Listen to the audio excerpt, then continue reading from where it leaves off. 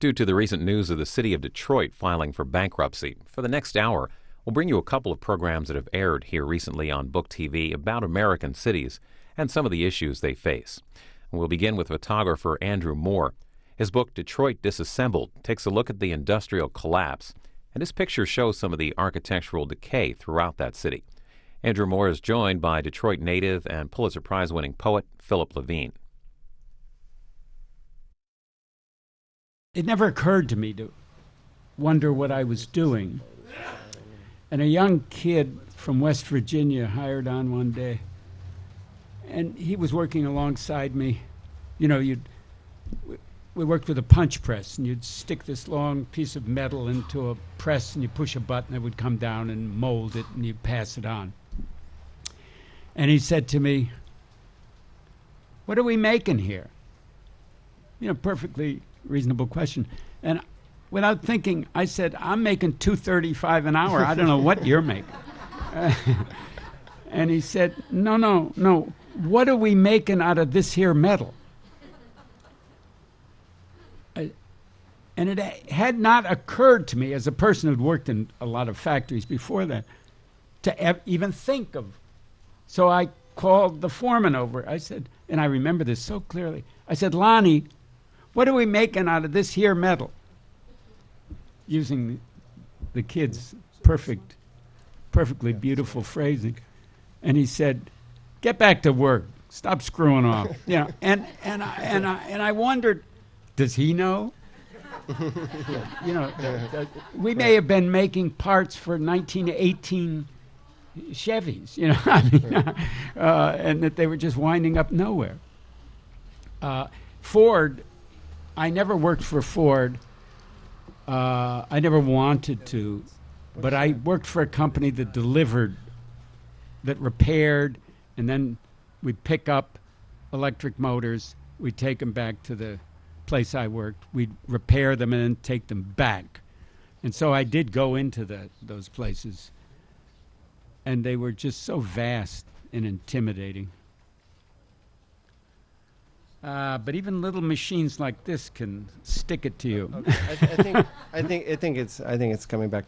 But the interesting thing about what happened, Henry Ford had this vision that there were going to be forests and rubber plants and glass factories and so forth. But the steel making, okay, we're back. Okay, the steel making operation of the Ford motor was actually sold to a Russian steel maker, and so it was actually the Russians who gave me permission to go into Ford.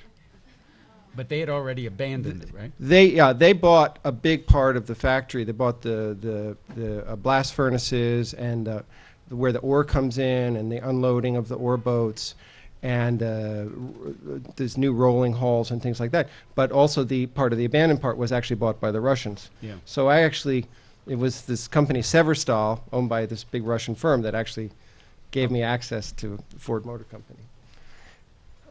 Okay, so we're back. Okay, so this is just an example of the sort of glory of the architectural glory of Detroit, and you can even see there's a beautiful painted map down below, and this incredible vaulted ceiling, and this is actually one of the few buildings in Detroit, in downtown Detroit, that's very well preserved and very well maintained. So I didn't want the whole book just to be of decay. I wanted there to be a dialogue about the city and about its history. And then this is a sort of signature picture from the book. This is in Castech High School, which is in fact where Philip studied typing. And this was in a chemistry classroom where there'd been a fire after vandalization, and the intense heat of the fire melted the thin plastic face of this clock. So the face of time has literally dripped over the hands of the clock.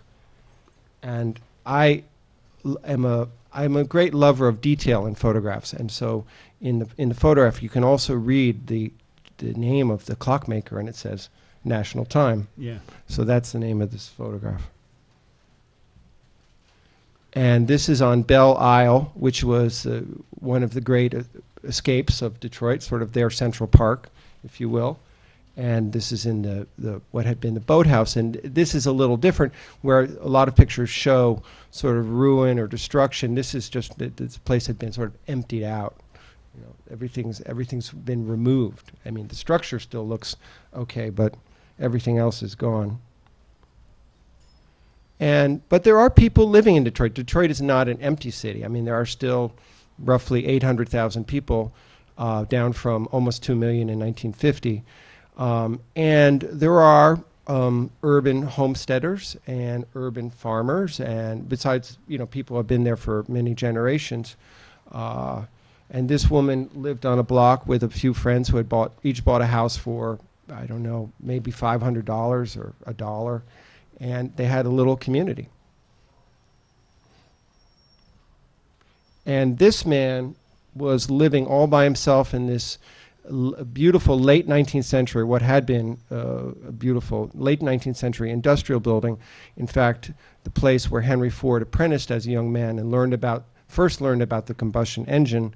It was where steam engines were built for the ferry boats that went across the lake. And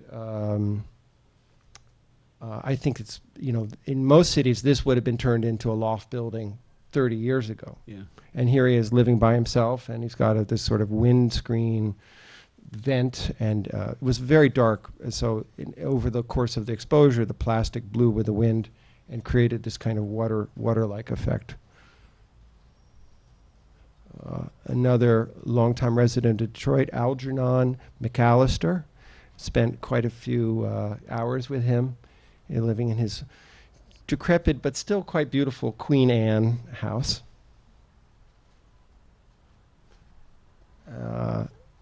And a roof party in Detroit is really something, because you don't take the elevator. You have to walk up 40 stories to get to the roof.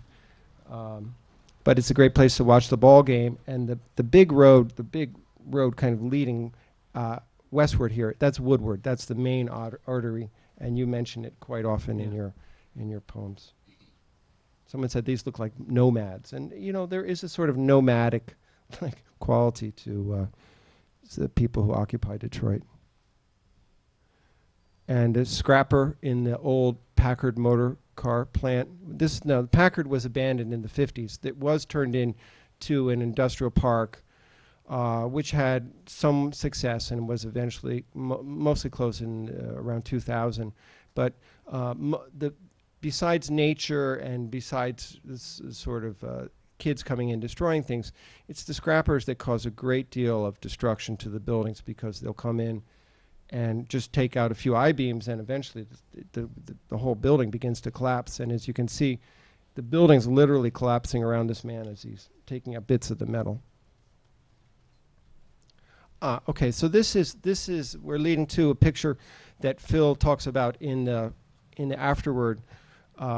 This was big 4-story warehouse directly across from the well-known train station in Detroit. It was originally built to be one of the central post offices, and then later was taken over by the Detroit public school system as their warehouse. And it was filled with books, report cards, art supplies, you know, everything that a school would need in terms of paper and supplies.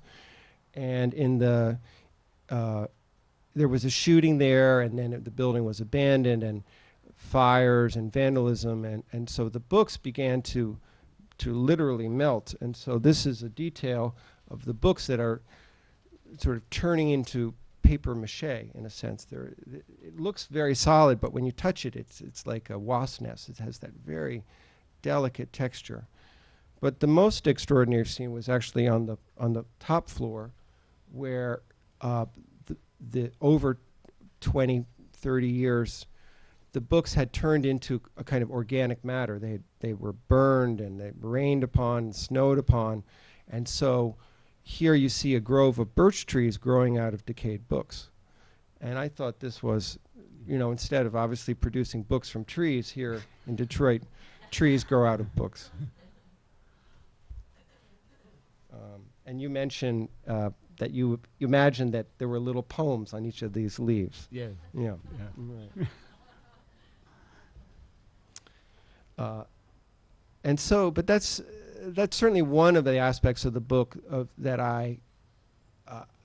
drew me, and I began to really look for evidence